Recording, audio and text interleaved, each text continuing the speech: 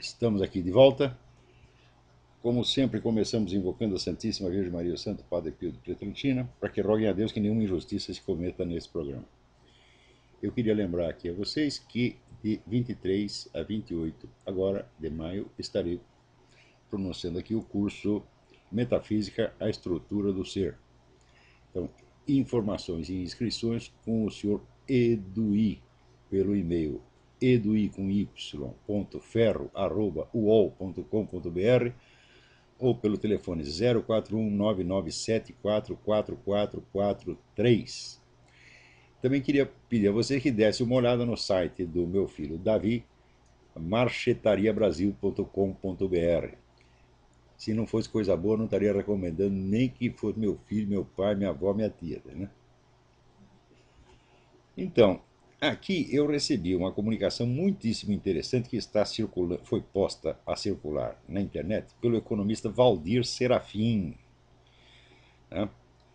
Então, eu vou até ler aqui para vocês, porque o negócio assim, é muito simples, curto e muito didático. Ele diz o seguinte: você ouve falar em dívida externa e dívida interna em jornais e TV e não entende direito. Vamos explicar a seguir. Dívida externa é uma dívida com os bancos Mundial, FMI e outras instituições no exterior em moeda externa. Dívida interna é uma dívida com bancos em reais. Então, quando Lula assumiu o Brasil em 2002, devíamos dívida externa 212 bilhões de reais. Dívida interna 640 bilhões de reais. Total da dívida 851 bilhões de reais. Em 2007, Lula disse que tinha pago a dívida externa. É verdade, só que ele nunca explicou que para pagar a dívida externa aumentou a dívida interna. Em 2007, no governo Lula, a situação era a seguinte: dívida externa 0 bilhões, dívida interna 1,400 trilhão, 1 trilhão e 400 bilhões. Total da dívida 1 bilhão e 400, 1 trilhão e 400 bilhões. Ou seja, a dívida externa foi paga, mas a dívida interna quase dobrou. Agora, em 2010, você pode perceber que não se vê mais na TV e em jornais algo dito que seja convincente sobre a dívida externa quitada. Sabe por quê? É porque ela voltou. Em 2010, no governo Lula, tínhamos a seguinte situação: dívida externa 240 bilhões, dívida interna 1,650 trilhão, isto é, 1 trilhão e 650 bilhões. Total da dívida 1,890 trilhão, 1 trilhão e 890 bilhões. Ou seja, no governo Lula, a dívida do Brasil aumentou em 1 trilhão. 1 trilhão. Daí é que vem o dinheiro que o Lula está gastando no PAC, Bolsa Família, Bolsa Educação, Bolsa Faculdade, Bolsa Cultura, Bolsa para Presos, dentre outras bolsas, incluindo o mensalão, evidentemente, né? E de onde ele tirou 30 milhões de brasileiros da pobreza? Não é com dinheiro do crescimento, mas com dinheiro de endividamento. Compreenderam ou ainda acham que Lula é mágico? Né? Ou que o FHC deixou um caminhão de dólares para o Lula gastar? Quer mais detalhes sobre a dívida interna e externa do Brasil? Aqui ele dá um link, mas o link é enorme, tem 3 linhas. Então, você vai ter que procurar. Assim, o site é www.sonoticias, tudo junto, sonoticias.com.br. E lá você procura o nome do economista Valdir Serafim, ou o tópico dívida externa. É um negócio de cair de costas. Quer dizer, tudo isso foi absolutamente uma fraude. Lembra que 30 milhões de brasileiros foram retirados da pobreza, da linha da miséria, no tempo do regime militar, quando a população era um terço do tamanho que é agora. Então, 30 milhões de pessoas era um monte de gente na época. Era, eu acho que o Brasil na época tinha 70 milhões de habitantes, uma coisa assim. Quer dizer, que tirou metade, praticamente metade da população da linha da pobreza e botou todo mundo para trabalhar, inseriu as pessoas na economia. Passados 4 décadas, o Lula faz a mesma coisa, só que não com dinheiro de crescimento, sim com dinheiro de endividamento. Ou seja, o cara é um criminoso, porra. Tudo nesse governo petista é tudo fraude, meu Deus do céu. Agora, essa putada empresarial fica tudo aí lambendo o saco do Lula. É uma vergonha, meu Deus do céu. Né? Esses liberais todos, né? Todo mundo assim, ansioso para apoiar, para puxar o saco. Eles dizem, não, nós temos que colaborar, é a unidade união nacional, etc. Ora, porra, né? Quer ver como é que é esse pessoal aqui? O Osmar Neves me escreve. O que mais me chamou a atenção no escândalo da tentativa de estupro por parte do diretor-geral do FMI foi saber que ele integra o Partido Socialista Francês. Diretor-geral do FMI socialista? Parece que os teóricos da conspiração estão no caminho certo quando afirmam que o objetivo do globalista é a implantação de uma ditadura socialista mundial. Mas acho que não é questão teórica da conspiração. Né? Não aceite. Osmar, você está muito certo, a sua observação é muito pertinente. Né? E eu já expliquei mil vezes, e agora no debate com o professor Duguinha, acabei de explicar de novo, tá certo? Por que, que o socialismo é não só do maior interesse da elite globalista, mas é o único caminho que ela tem. Agora, as pessoas que acreditam, vamos dizer, que em vez de julgar a situação real pelos fatos, vão assim pelos nomes das palavras, pelos significados das palavras, só raciocinam só verbalmente, né? Quer dizer, vê uma definição no dicionário e começa a tirar a conclusão dali, as pessoas acham que realmente comunismo e socialismo é a estatização total dos meios de produção, o que é simplesmente impossível. Se você define comunismo assim, então o comunismo nunca existiu, nem nunca existirá. Tá certo?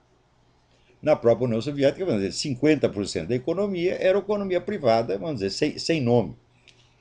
Então, sabendo que a estatização completa dos meios de produção é absolutamente impossível, é materialmente impossível, então essa elite globalista já concluiu que o melhor para ela é realmente o socialismo, onde sempre vai haver uma margem, vamos dizer, para a iniciativa privada de grande porte.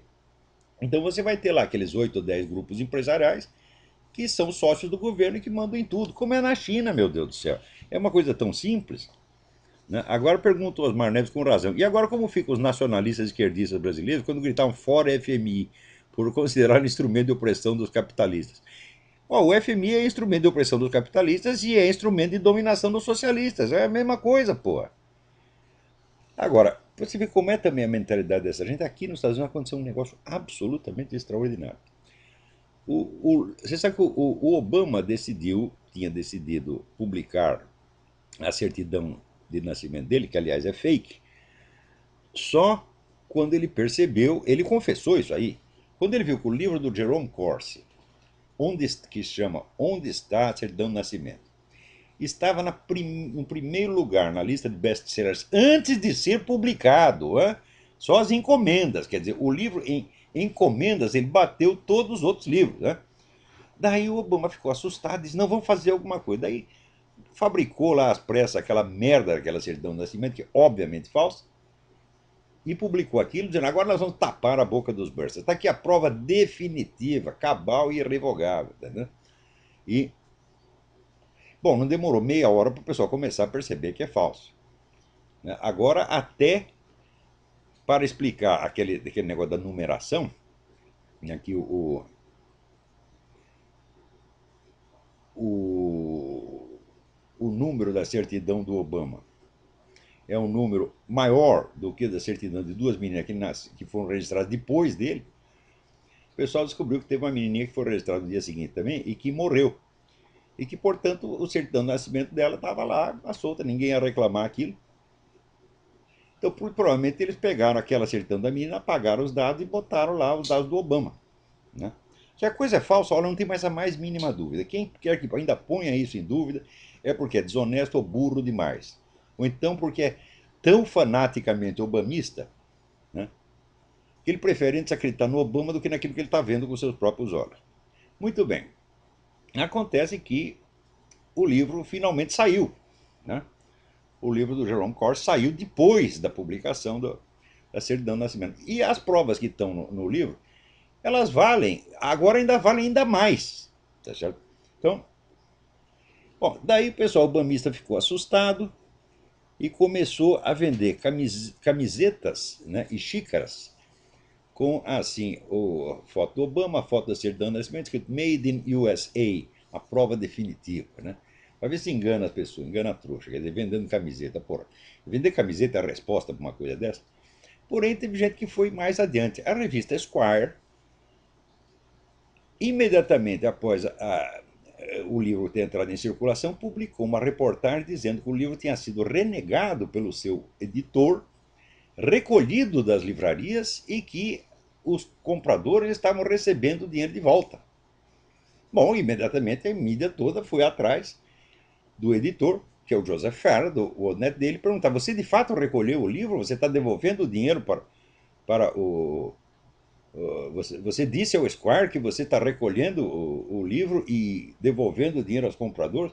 O Joseph Farah disse: eu não disse absolutamente nada, eu não estou devolvendo dinheiro nenhum. O livro está vendendo as pencas. Tá certo? Está fazendo um sucesso danado. Nós estamos aqui enchendo o cu de dinheiro com o livro do Jerome Corsi. O Jerome Corsi está tirando o pé da merda. Né? Tudo isso é invenção. Ou seja, a Esquire inventou essa história. Né? Quer dizer, é claro que isso é um tipo de jornalismo criminoso. Esse cara tem que ser processado, pagar uma indenização milionária por né, dele, por Jerome Corsi, pela tentativa de boicotar as vendas. Ainda que a tentativa não tenha funcionado. Mas,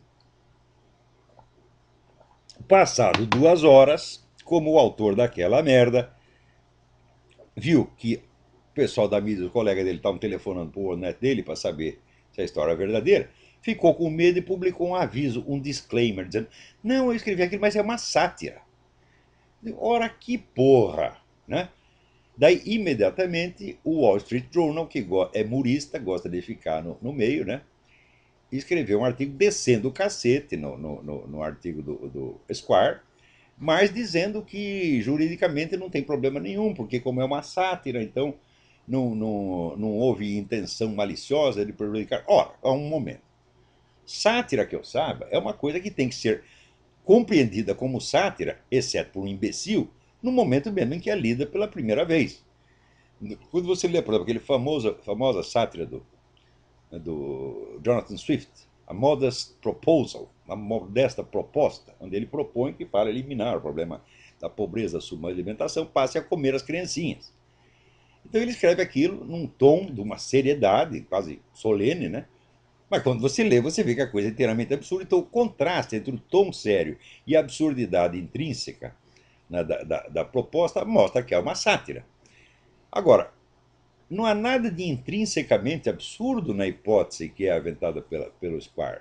Porque num ambiente onde existe tanta hostilidade contra os birthers, o pessoal que denuncia a falsidade dos documentos do Obama, onde há tanta hostilidade contra ele, não há nada de intrinsecamente absurdo na hipótese de que o editor tivesse ficado com medo e recolhido o livro. Então, quem lê a matéria acredita literalmente, não lê como sátira.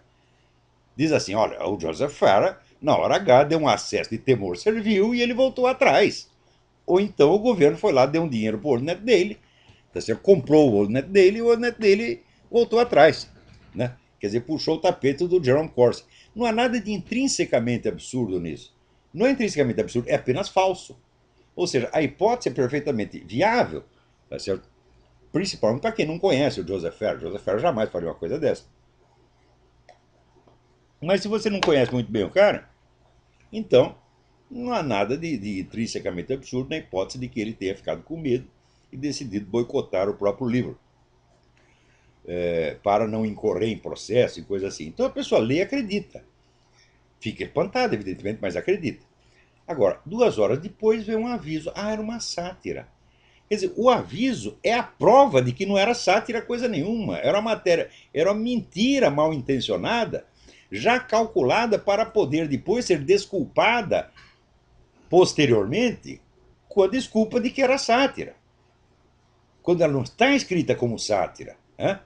Ela não parece sátira. Numa primeira leitura você acredita naquilo. Então é evidente que o WorldNet dele tem que ir em cima desses camaradas. E olha, eu mandei lá meus comentários para o Wall Street Journal, tem um artigo do James Taranto explicando que a coisa é muito feia, mas é uma sátira e, portanto, não tem sentido tomar medida judicial. Eu fui lá e expliquei, falei: peraí, eu escrevendo como... Pô, eu no mínimo sou um especialista da ciência da argumentação, da técnica da argumentação, e, portanto, vamos dizer, a técnica da retórica, o conceito fundamental da retórica é verossimilhança, quer dizer, aquilo que parece verdadeiro, tá certo? Então, num primeiro instante, é claro que a matéria contra o WorldNet dele parece verdadeira, não parece sátira, né? Agora, se depois vem um aviso de que é sátira, então é isso que é a prova de que foi mal intencionado. Então, mandei esse comentário para o Joseph Farah, mandei para o Wall Street Journal, Tentei mandar para o American Thinker, também não consegui, mas vou mandar. Então, qualquer análise que tente desculpar o Esquire dizendo que foi sátira, é o contrário, está enganando o público novamente. Não foi sátira, não. O pessoal do Esquire, olha, digo sinceramente, o pessoal do Esquire tem que pagar uma indenização séria, e o editor da coisa e o autor da matéria, que é Warren, não sei das quantas, eles têm que ser expelidos da profissão jornalística para sempre. Né? Como aquele picareta do New York Times que vivia inventando. Aqui, Mark Warren. Mark Warren. Seu Mark Warren tem que ser tirado da profissão jornalística a pontapés. Né?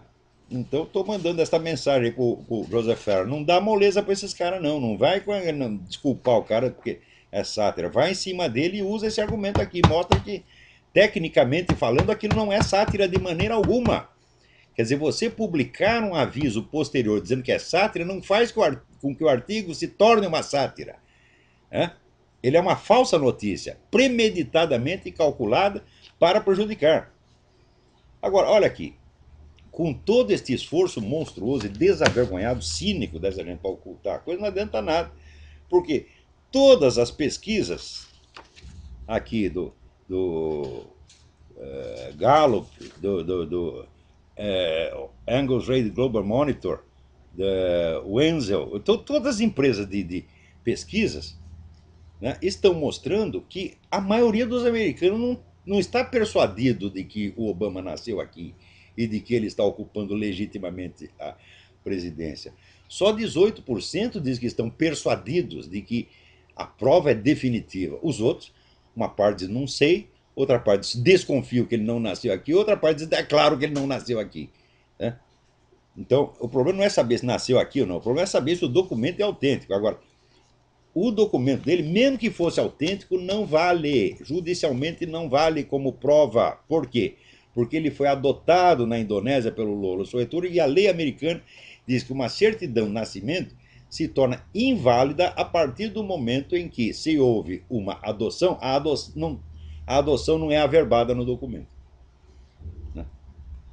E tem mais, olha, mas os indícios de falsificação ali são tantos e tão óbvios, tão inegáveis, que a gente vê que foi uma coisa mesmo feita às pressas e para enganar as pessoas. Né? Outra coisa, você vê que mais um processo de elegibilidade do Obama já está marcado para ser examinado pela Suprema Corte no dia 3 de junho. Vocês lembram que o juiz Clarence Thomas, né, insuspeito de racismo anti-Obama por ser ele próprio um negão, um autêntico, né, afro-american negão, né, afro-negão, tá certo? Não um misturado, tá certo? Não falsificado como Obama. Ele disse, a Suprema Corte não pode continuar ignorando este caso, né? E, de fato, mudaram de atitude. Quer dizer, por que ignorar? Escuta, é a velha tática do crime inverossímil. Você faz um crime que, assim, ninguém vai acreditar. Um crime inacreditável. E as pessoas não acreditam mesmo, pô. Quando elas chegam a acreditar, já é tarde. O crime já foi, você já está impune. Você vê, se isso aí tivesse sido discutido abertamente durante a eleição, o Obama jamais seria eleito. Mas note bem, naquela época, nem o Joseph Farrell acreditava nisso. Eu sei porque eu tenho contato com o Joseph Farrell, escrevi um monte de carta para ele, dizendo, presta atenção nisso, etc. Ele, David Horowitz, são pessoas que eu respeito muito, que eu gosto muito, que eu tenho muito boas relações. O Joseph Farrell não acreditava, o David Horowitz não acreditava, o Rush Limbaugh não acreditava, ninguém acreditava, porque é absurdo demais. Eu acredito por quê? Porque eu não sou americano, eu sou apenas um rapaz latino-americano, eu venho do Brasil, tá certo? E eu estou acostumado a ver um nível de sacanagem que o americano não consegue imaginar. Se você disser, olha, um vagabundo, um ladrãozinho barato, certo? Bandidinho, pé de chinelo, chegou à presidência dos Estados Unidos com um documento falso. O americano olha para você e pensa que você acaba de sair do Pinel, se é que saiu. Você está entendendo? Fugiu do Pinel, né? Não acredita, porra. Então, eu sei que a coisa é chocante. Olha, gente, eu vi 30 anos antes de acontecer essas coisas, Eu vi isso tudo em miniatura quando eu estudava negócio de seitas. Né? Quer dizer, essas seitas tipo Rajneesh, né? Esses pseudo-sufis, assim, eles usam esta técnica, eles fazem crimes inverossímeis. Eu vou contar para vocês, acho que já contei, como é que fazia o tal do Idris Shah e Omar Ali Shah. Já reuni os discípulos, só no Brasil tinha 2.000 discípulos. E olha, nós vamos ter um encontro lá na Turquia para a gente fazer exercício de derviches rodantes, aquela que o derviche fica rodando, rodando, rodando, até que caiu tonto e acha que viu Deus. Não viu coisa nenhuma, mas acha que viu. Né? Eu, se ficar rodando 4 horas também, eu vou ver Deus, o diabo, os anjos, né, os outros planetas, a galáxia, eu vou ver tudo também. Pô, é? Um pouco de pinga também resolve, mas não é, no Islã não pode beber, então eles ficam rodando. Então, convidava a molecada para ir lá brincar de derviche rodante. Chegava lá, visitava vários templos, falava um monte de besteira a respeito das tradições islâmicas, né? Tudo chute, tudo inventado. Né? É, e depois, na hora dos caras ir embora, entregava para cada um tapete turco e dizia: faz um favorzinho para mim, você leva esse tapete, quando chegar lá em São Paulo, você entrega na rua tal, número tal. Né?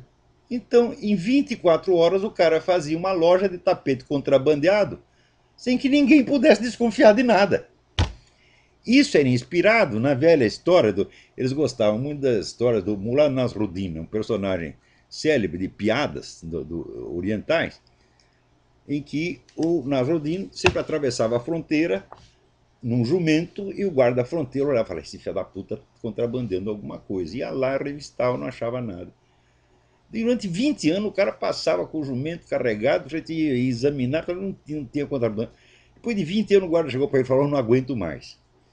Eu não vou fazer nada contra você, não vou te prender, não vou fazer nada, mas pelo amor de Deus, me conta o que você está contrabandeando. E daí ele disse: jumento. Então era isso, o tapete. O que está escondido no tapete? O tapete! Hã? O cara fazia isso, eu vi fazer isso. Quer dizer, ele transformou a piada numa realidade. O crime inverossímil, o crime absurdo, transformou numa realidade. Quando que ele foi pego? Nunca, nunca, nunca, nunca, nunca, nunca. Tá certo? Eu até iniciei lá um inquérito contra o cara, tá certo? E foi uma delícia, porque daí a Polícia Federal invadiu a sede, meteu um pé na porta, os caras tiveram infarto, foi uma delícia de ver aquilo. Mas no fim eu sabia que não ia dar nada, porque o inquérito ia ficar tão complicado, tão complicado, tão complicado, que a inteligência brasileira não ia pegar. E o inquérito ia durar tanto tempo que até terminar o inquérito, todos os suspeitos já estavam longe. De fato, estavam todos na Inglaterra, na Índia, na Zâmbia, no Afeganistão e nunca mais pegaram os caras, evidentemente. Né? Então, Obama é a mesma coisa, pô. Você faz o crime inverossímil, cria uma confusão dos diabos, as pessoas se recusam a acreditar e aos poucos elas vão enxergando a realidade. Quando termina de enxergar a realidade, fala: é tarde, agora já acabou o mandato do Obama. E o Obama mudou para a Zâmbia, ou qualquer país que não tem tratado de extradição com os Estados Unidos, está lá gastando milhões de dólares do estímulos. Ele foi o mais estimulado dos estimulantes. Né?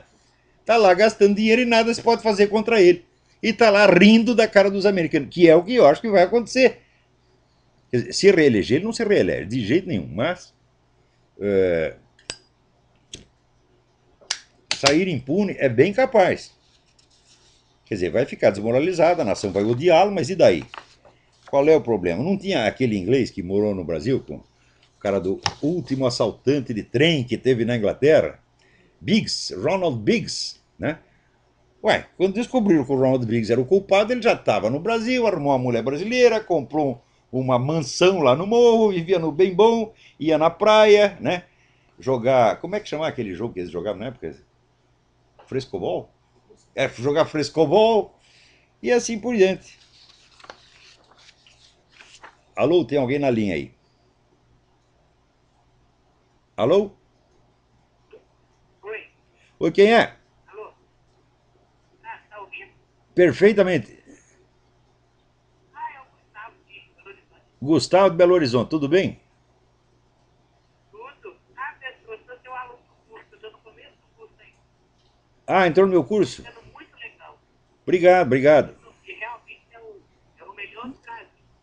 Não é o melhor do Brasil, é o único do Brasil. Não tem outro, porra. É o único. O resto tá tudo enganando. Você vê, o Brasil tá tão na merda, que o melhor professor de filosofia do Brasil sou eu. Por aí você vê, você imagina os outros. Deixa eu contar um caso. Eu conheci um menino que fazia filosofia na PUC. E um dos professores de filosofia dele, quando não queria dar aula, mandava as meninas saírem da sala e fumar maconha com os meninos. Mas isso é alta filosofia no Brasil. No Brasil, filosofia é o seguinte: é fumar maconha, né? É tocar punheta, é dar o cu. Isso aí é filosofia no Brasil. Não tem o Dr. Paulo Giraldelli que dizia que o Michael Jackson inovou a filosofia mediante novos movimentos pélvicos. Então fica lá o professor fazendo movimentos pélvicos, porra. E pensou, eu faço pré-vestibular e tem 200 alunos na sala. Hoje eu tentei mostrar na setor de atualidade, ele falou que a Veja era extremamente conservadora, que passa ódio pelo sangue, que teoria da conspiração que apoia as partes, e acabou que os 200 alunos caíram de pau em cima de mim. Puta vida, quer dizer, até a Veja, quer dizer, a Veja para o Brasil é extrema direita.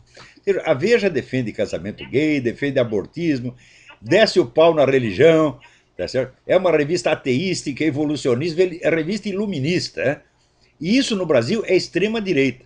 Jornal, e quando eu mostro um artigo seu, eu sou para ele bater, fala que o senhor é um teórico da conspiração, que passa ódio no seu sangue.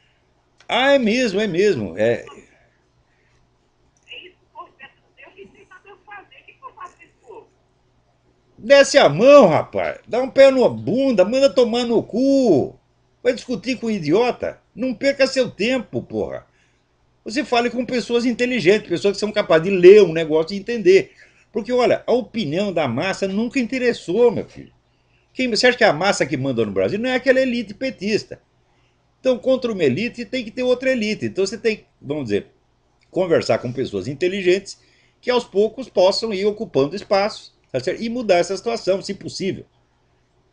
Mas discutir com a massa é perder tempo. Jesus Cristo dizia: não jogueis pérolas aos porcos. Eu não jogo pérolas aos porcos, eu jogo pérolas só para os meus alunos. Agora, de vez em quando, vem um porco e cata uma. Eu não posso impedir que ele. Eu não estou escrevendo para eles, eu não quero persuadir eles de nada. Eu só estou informando as pessoas que querem ser informadas. Os outros, para mim, que vão tomar no cu. Né? Eu não estou aqui fazendo um campeonato de popularidade, não sou candidato a bosta nenhuma, tá certo? Então, não estou escrevendo para a massa ignária, estou escrevendo só para aqueles que querem saber. Ó, no Brasil, quem quer saber, meu filho, são muito poucos. Né? Olha, escrever para brasileiro é a mesma coisa que você tentar ensinar latim para uma lagartixa. Né? Sabe o que você tem que fazer? Você tem que confiar piamente em Charles Darwin e esperar apenas 2 trilhões de anos. E decorrido esse tempo, a lagartixinha vai começar a declinar rosa a rosa. É isso que acontece, porra. Já dizia aquele filósofo, grande filósofo francês, Raymond Abelio, que conhece a América Latina, conhece o Brasil, dizendo: no Brasil, a circulação das ideias não obedece ao tempo histórico, obedece ao tempo geológico. Quer dizer, o tempo que as camadas geológicas levam para se mexer é o tempo que leva para o brasileiro entender alguma porra. Você vê, no Brasil, há anos, a minha ocupação é o seguinte: é ler os livros importantes 30 ou 40 anos antes que alguém no Brasil saiba que eles existem, e decorridos apenas 40 anos, de repente eu assisto maravilhado os especialistas começarem a falar, cagar regras sobre aquilo que eles leram na véspera. É uma coisa impressionante, isso acontece invariavelmente assim. É um negócio terrível. Você vê o nível das coisas no Brasil. Você vê, ó, tem aquele episódio da Preta Gil com o Bolsonaro. Né? Ah, como eu queria ser o Bolsonaro nessa hora. Eu queria que ela perguntasse aquilo para mim. Né? Assim, o que você faria se seu filho arrumasse uma amante preta?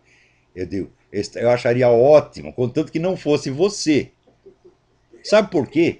Porque você sobe no palco e fica anunciando a sua buceta preta. Você sobe lá e diz assim: quem quer comer a minha buceta preta? Comam! Ora, meu Deus do céu, quem que vai comer aquilo? Vocês são loucos, porra? Quer dizer, por que a mulher tem que anunciar para milhões de pessoas? É porque ninguém está comendo. Ela diz: eu sou a mulher negra. Fala: você não é a mulher negra, meu filho. Eu conheço mulher negra. Eu namorei dezenas de meninas, né? negras da minha remota juventude. Menina mais linda, eu não quero, como diz o Lula, não quero me gambar, tá? Mas eu namorei algumas das meninas negras mais lindas da América Latina, da África e do mundo inteiro, tá entendendo? Né? Se vocês vissem, vocês iam querer me matar de inveja. Né? E, infelizmente eu não podia casar com todos ao mesmo tempo, que era o que eu queria. Né?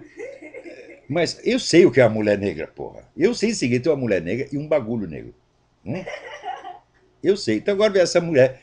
Como a minha buceta preta. É um apelo dramático, você não está entendendo? A mulher está sofrendo há anos querendo que alguém coma aquilo e ninguém quer, porra. É. Agora, então, meu filho namorar com a mulher negra, qual é o problema? Eu namorei com a mulher negra, casei, tive 4 filhos com ela. Tá certo?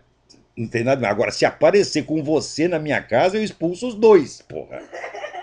Porque, assim, eu acho que mulher feia tem que ser proibido pela saúde pública. Eu sempre achei isso. Você pode achar que eu sou um monstro. Mas, você vê, quando eu era pequenininho, eu já dizia para minha mãe, o meu senso estético era tão exacerbado que eu dizia, inventei uma história que eu tinha vindo de um planeta que só tinha gente bonita. Né? E eu, quando via gente feia, eu ficava deprimido por uma semana. Né? Desde pequenininho. Porque você vê, os bebês já têm o senso estético, já foi provado que, né, você mostra a fotografia da pessoa, se é harmônica, bonita, né? O bebê sorri e acha legal. Se é feio, ele começa a chorar. E eu começar a chorar também, porra, tá entendendo? E se eu, graças a Deus, não existia Preta Gil naquele tempo. Por quê? Se tivesse me mostrado a Preta Gil, eu teria traumatizado até hoje. Então, é esse negócio. Agora o Bolsonaro lá na hora se atrapalhou. Mas queria eu estar no lugar dele, porque ninguém me pergunta essas coisas, porra. Ô Preta Gil, vem perguntar pra mim, vem, vem. Pra tu ver o que te acontece. Puta que pariu. Tu vai sair dali chorando e vai ficar envergonhado, não vai contar pra ninguém o que tu ouviu.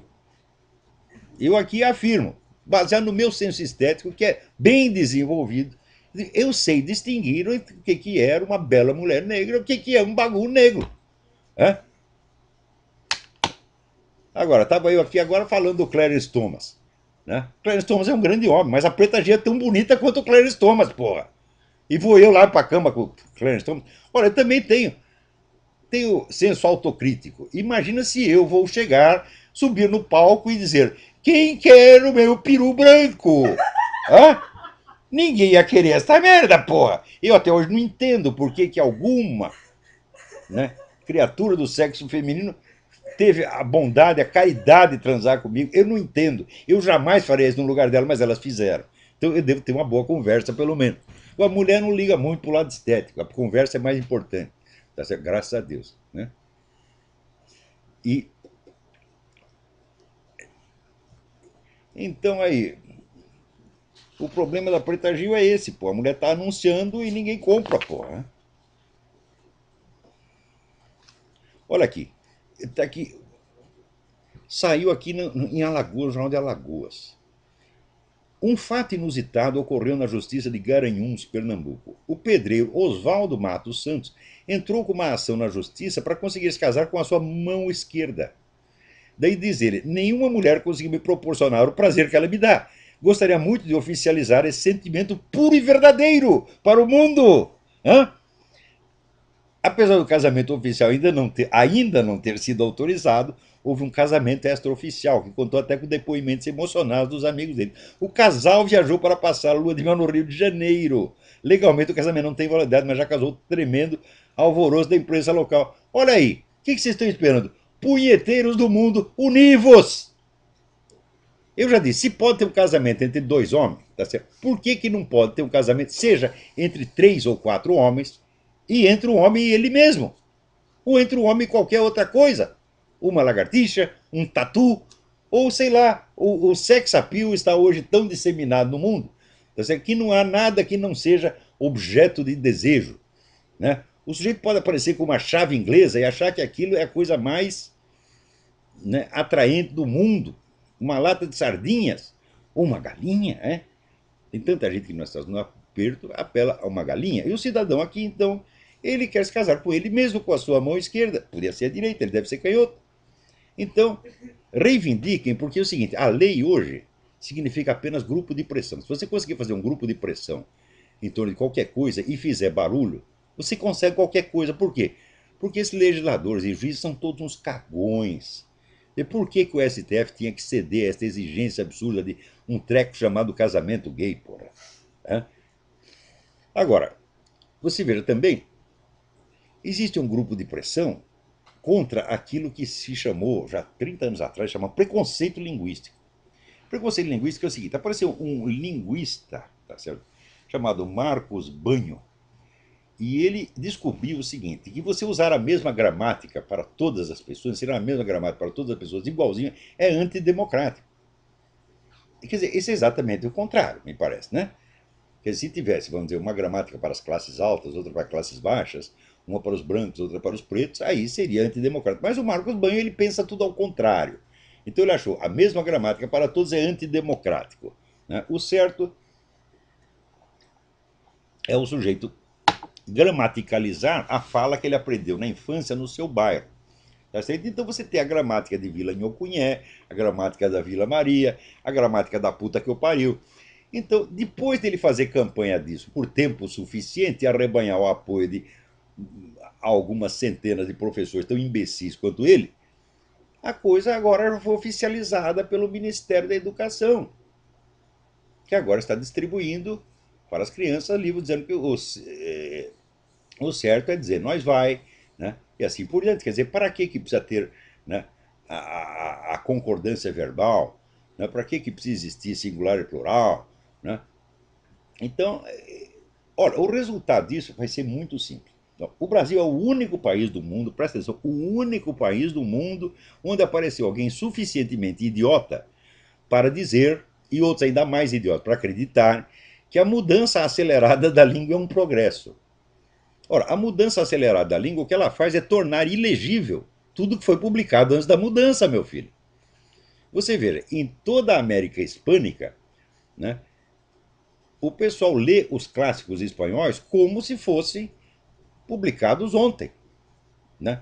Vai lá ver se tem alguém de cultura superior na Argentina ou no México que não leu Pío Baroja ou Pérez Galdós, quer dizer, os clássicos espanhóis do século XIX, ou que não leu Cervantes, que é ainda de 3 séculos antes, né? Então todo mundo leu. Agora acontece que no Brasil, com esta negócio da mudança linguística, a língua portuguesa de Portugal foi se tornando incompreensível para os brasileiros. De modo que virou quase outra língua.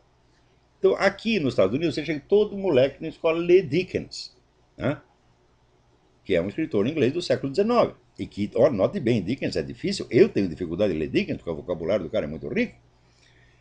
Agora, você dá um livro de Camilo Castelo Branco para o pessoal ler, o pessoal universitário, eles não conseguem ler. Pior ainda, não precisa nem ser português. Pega um autor dos anos 20, pega Coelho Neto, o pessoal não consegue ler. Pega o Clis da Cunha, eles não conseguem ler. Então o que é isso? É a mudança acelerada. A mudança.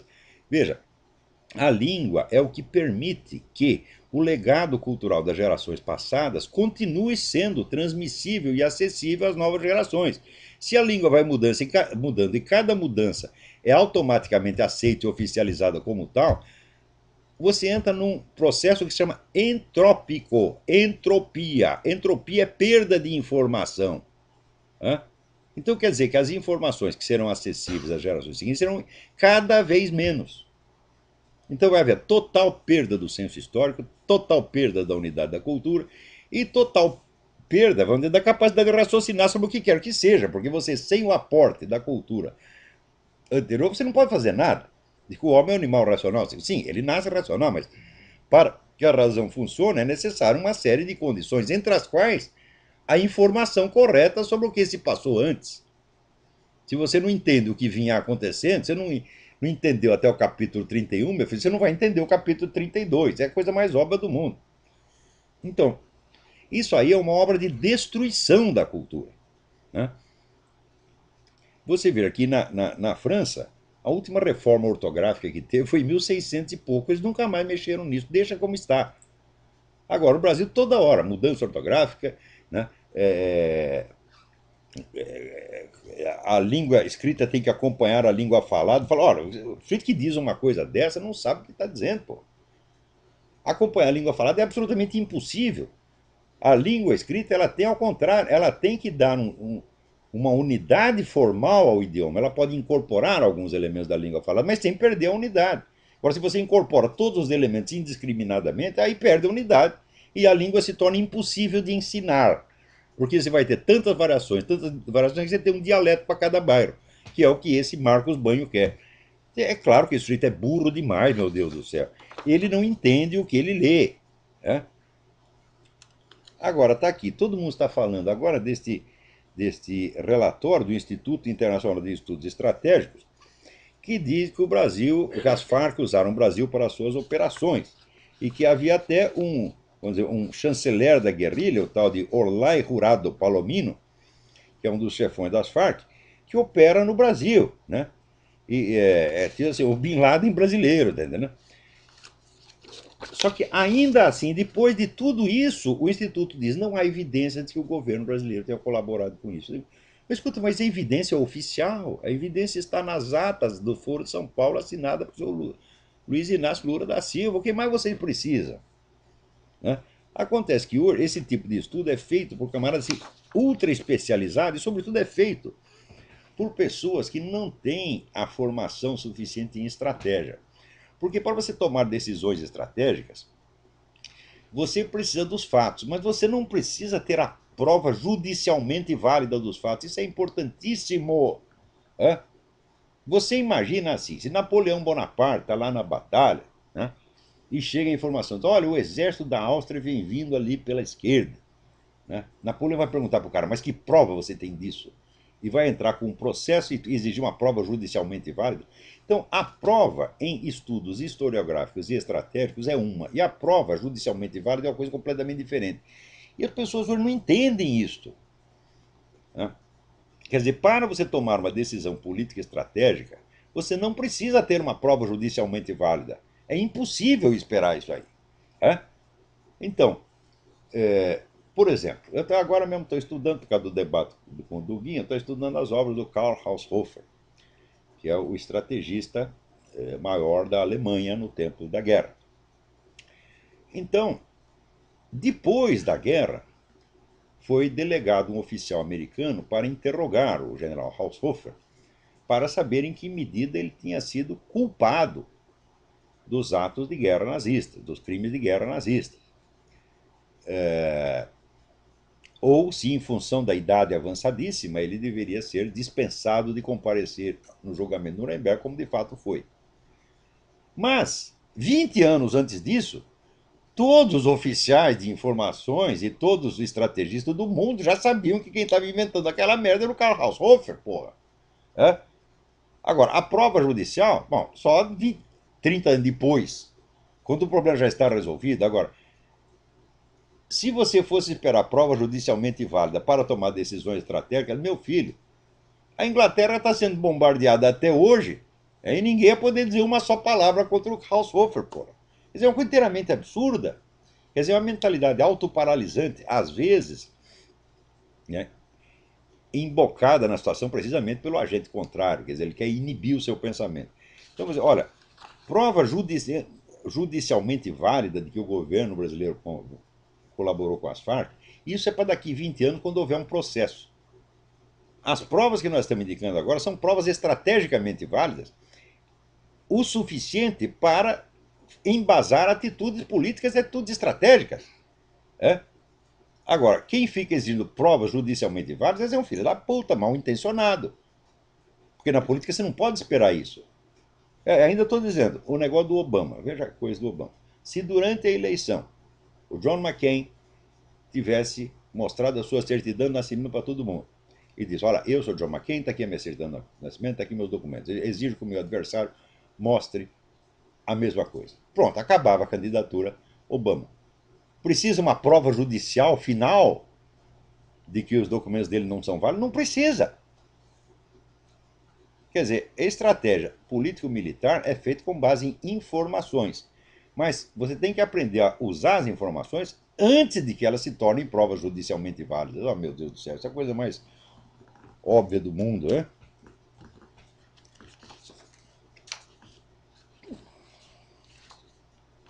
Agora, aqui. Não, peraí. Antes, deixa eu contar uma história aqui. Tem uma delegação de parlamentares bolivianos entregaram a carta na embaixada da Venezuela pedindo a libertação imediata de Alejandro Penha Cruz. É a coisa mais justa do mundo. Esse processo montado contra o Alejandro Penha Cruz com testemunhas invisíveis, né, e acusações, quer dizer, intrinsecamente absurdas. Isso é claro que é, vamos dizer, uma farsa montada pelo Hugo Chávez para tapar a boca do adversário incômodo. Agora está aqui.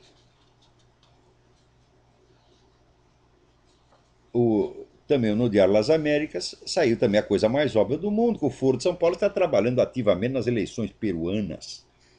E quem está agindo lá intensamente é o Partido dos Trabalhadores, o PT. Quer dizer que a ingerência na política de países estrangeiros virou uma coisa normal. O Foro de São Paulo foi feito para isto. Agora ninguém processa os filhos das putas. Né? Ninguém nem mesmo processa. Olha, sinceramente, se eu fosse comandante das Forças Armadas, eu já teria prendido essa gente toda. Porque o Brasil está vivendo na total ilegalidade. Prenderam os 9 ministros do Supremo Tribunal Federal por ir claramente contra a Constituição. A Constituição diz que a defesa da família é o dever estrito do Estado e que a família se compõe de um casamento entre homem e mulher. Daí os caras vão lá e agora o casamento passa assim, entre um homem um porco espinho, né, um homem e um rinoceronte, né, um homem e um aparelho de televisão, ou o que ele queira. Ou o homem é sua mão esquerda, ou o homem é sua mão direita, ou o homem é seu próprio cu. Não é isso? Porque tudo é possível nesse mundo, né? Então, peraí, tem alguém na linha. Alô? Olá. Sim, quem é? Boa noite, professor. É Marcos, Freiburg, Santa Catarina. Tudo bem? Tudo bem? Professor, nesse assunto aí do Supremo, eu queria trazer umas informações aí, não sei se o senhor teve tempo já de examinar, tempo e estômago para examinar o teor das questões que saíram lá no caso da União. Eu sou juiz aqui em Santa Catarina e aluno do curso. Estou estressadíssimo, preocupadíssimo aí com a imposição que vem de cima agora do Supremo. E nós todos aí vamos ter que cumprir, né, já que a decisão tem efeito sobre todo mundo, erga omnes e vinculante. Então não vai ter órgão administrativo, não vai ter juiz em comarca nenhuma do Brasil, todos vão ter que cumprir essas disposições. Tem que cumprir se quiser, porque ninguém é obrigado a cumprir a decisão iníqua. Sim, mas aí tem que partir para desobediência civil já! Desobediência civil. Não obedeço a essa gente. Eu não obedeço a STF, não respeito a STF, quero que todos eles tomar no cu. Veja só, professor, eles estão. Eu estava ouvindo agora seu comentário sobre o homem e a mão, né? E entre os princípios jurídicos fundamentais que foram citados na decisão para fazer a equiparação absurda, um deles se chama princípio jurídico da busca pela felicidade. Isso aí me parece altamente permitindo, então, se o homem, o televisor, o homem e a própria mão, né, se enquadrem no conceito. Claro. Ninguém pode limitar o conceito da felicidade. Eu, por exemplo, eu acho que a felicidade é descer a mão na cara desses filhos das putas. Quem pode me impedir de buscar a felicidade, porra? É um princípio constitucional fundamental, segundo o Supremo. Mas, professor, olha essa. Doutrina citada no voto do ministro Celso de Mello, né, foi unânime, né, então podemos falar, acho que de todos aqui, né? A doutrina importante, então, do direito brasileiro citada aí. Adivinha quem é? Quem é? Professor Luiz Botti. Ah! Isso é um tarado louco, porra! É o homem que diz que transou com 500 homens. Agora, como é que ele pode ser a favor do casamento gay se ele quer transar com 500? Por isso que eu tô falando. O casamento gay não vai parar por aí, meu filho. Você tem o direito de casar com um homem, tem o direito de casar com 2, com 3, com 4, com 5, com 20. Professor, olha... Quer dizer, você quer expressão mais pura da estrutura familiar do que uma suruba? 40 homens comendo e rabando uns aos outros. Isso é uma família respeitável.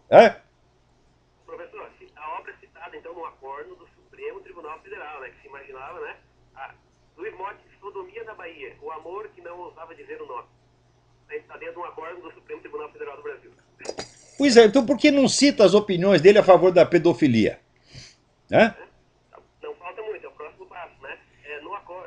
Nesse voto também, eu anotei... Agora você veja o que aconteceu lá no Paraná, que o pessoal gay, no dia 13 de maio, o dia da Virgem de Fátima, foram fazer barulho em frente à catedral para impedir, para atrapalhar a realização da missa. Isso aí chama-se crime de ultraje a culto, está no Código Penal brasileiro. Quer dizer, veja, os caras estão autorizando o ultraje a culto. Eles podem cometer o crime de ultraje a culto e se você reclamar, você está culpado de crime de homofobia. Quer dizer, é evidente que não tem mais lei nenhuma, não tem mais constituição nenhuma, isso é tudo uma palhaçada. Isso é a vontade de grupos de pressão e é dinheiro correndo para tudo quanto é lado. É só isso que vigora no Brasil. É o regime da criminalidade absoluta. Agora, Sabe quem são, entre os autores dessas ações que geraram essa decisão, aí, sabe quem que segura? A autora aqui, por exemplo, da arguição de descumprimento de preceito fundamental número 132, que gerou essa decisão. O senhor Sérgio Cabral, governador do estado do Rio de Janeiro, é um deles. mas isso é um filho da puta, um canalha, canalha. É aquele covardão que humilhou o menino lá que foi tomar satisfação dele porque a quadra de tênis não estava funcionando. Ele lá esculachou o menino, quer dizer, mostrando a total falta de respeito que ele tem pela população brasileira e pela infância. Quer dizer, um homem capaz de humilhar um menino em público tem que apanhar. Por exemplo, eu acho que a felicidade é bater no Sérgio Cabral, porra. Por que ninguém me deixa? O meu direito à felicidade, né, está sendo boicotado. Eu estou aqui infelicíssimo. Eu quero bater no Sérgio Cabral e a porra da lei não me deixa. Professor, olha mais essa então, na petição aqui assinada pelo senhor Sérgio Cabral, estão constando aqui os fundamentos filosóficos sobre o homossexualismo. 2 parágrafos. Acho que esse aqui deixa o professor Duguinho na rabeira em termos de alta erudição e preparo intelectual. Veja só. O homossexualismo é um fato da vida, seja ele considerado uma condição inata ou adquirida, decorra de causas genéticas. Ah, o crime também é, meu Deus do céu. O crime é um fato da vida. A pessoa não é uma escolha livre, segundo ele. Deve-se, portanto, proteger, etc. Ah, o crime também não. A maior parte do crime. Qual o criminoso que diz, não, eu faço isso só porque eu quero, eu não preciso absolutamente, eu não sou vítima da sociedade, eu faço porque eu sou um filho da puta. Algum criminoso diz isso? Ninguém diz. É? Todo dia foi papai e mamãe que batiam nele, minha mãe me jogou pela janela, tá certo? Meu pai me deu um pé na bunda e eu fiquei traumatizado e agora estou me vingando. Pois não teve o ladrão aqui nos Estados Unidos que assaltou um supermercado e depois processou o supermercado porque ele disse que ficou estressado durante o assalto? É demais, né? Tem processo disso. Aqui no Brasil também, um cidadão que foi humilhado, apanhou depois de ser pego num assalto, inclusive acho que é de Santa Catarina o processo. O professor, só para encerrar a ligação aqui, eu queria fazer um registro também que eu percebi uma das iniciais dessas ações que geraram essa decisão, assinado pela Procuradoria-Geral da República, vários procuradores, e um negócio inusitado, além dos nomes dos procuradores, assinam também 2 a 3 associações de defesa de gays, homossexuais, etc. Estão assinando junto com os pés do Ministério Público, devem estar funcionando muito. Eles são os donos do Ministério Público, eles fazem o que quiserem. Entram aí com o dinheiro da Fundação Rockefeller, da Fundação MacArthur, da Fundação Soros, cheio de dinheiro, porra. Esse órgão deveria ser o Ministério Público, deveria ser o fiscal da ordem jurídica, da garantia constitucional e tal. É o primeiro que está peticionando contra. Agora aqui, ó, esses palhaços das Forças Armadas, eu não tenho mais respeito nenhum pelas Forças Armadas do Brasil, porque elas arrotam patriotismo e dizem que estão lá para proteger a Constituição. Vocês já entregaram a Constituição, já entregaram tudo, porra. Vocês querem só aposentadoria. Vocês se deixam corromper até por dinheirinho. Você pensa que estão dando muita grana para os oficiais das Forças Armadas? Não estão dando nada, estão dando uma aposentadoria de merda e eles, em troca disso, fazem qualquer coisa. Estão tirando meia dúzia de oficiais da reserva, aliás, que esse pessoal do grupo Inconfidência, do Ternuma, que são gente séria. O resto, ora, não vale nada. O país está acabado, o Brasil está acabado. O Brasil não vai viver mais 20 anos. Aliás, o Brasil, tudo que se faz no Brasil já vem pronto do exterior. Você vê esse negócio da dívida. Né? Então, o Brasil faz tudo o que o patrãozinho manda. Tudo, tudo, tudo, tudo, tudo. Né? E quando parar de obedecer a nova ordem global, vai obedecer o Império Eurasiano do professor Dugin, que é pior ainda. Né? Então, ó, o destino está selado, minha gente. O mundo está fodido com PH. Peraí, tem alguém na linha? Será que dá tempo ainda? Dá. Alô? Alô? Alô, diga. É Marco Aurélio. Marco Aurélio, tudo bem? Sim. O senhor estava falando sobre a despoliação da língua no Brasil. Gostaria gostaria de saber a sua opinião sobre a nova reforma ortográfica. É uma palhaçada. Toda reforma ortográfica é palhaçada. O que tem que fazer é como Monteiro Lobato fazia. Monteiro Lobato é um dos grandes escritores do Brasil. Não na literatura infantil. Eu nunca consegui me interessar pela literatura infantil do Monteiro Lobato, mas a literatura adulta dele é da maior qualidade, é um estilista primoroso. Ele adotou a sua própria ortografia. Mudaram tanto a ortografia que ele falou: quer saber? Eu não ligo mais para isso. Agora eu vou baixar minha própria norma ortográfica aqui e eu escrevo do jeito que eu quiser. Só que ele escrevia, vamos dizer, era um jeito coerente. A ortografia dele era coerente. Então o que tem que fazer? Eu não vou adotar essa nova ortografia, mas em hipótese alguma. Se alguém quiser editar meus textos, eu edito, mas eu não vou adotar mais de jeito nenhum. A hora que você elimina os acentos diferenciais, você está pedindo confusão, né, porra? É uma confusão total, assim, tipo, analfabeto, você tira todos os acentos de tudo, fica tudo igual, né? É. Isso aí foi. Olha, quem começou com essa ideia foi o Antônio Wise, do qual o Milor Fernandes já dizia o seguinte: o Wise conhece todas as palavras da língua portuguesa, ele só não sabe juntá-las. Então foi esse o autor desta merda, tá entendendo? Então acho que com isso, obrigado pela sua colaboração, obrigado a todos e até a semana que vem. Muito obrigado.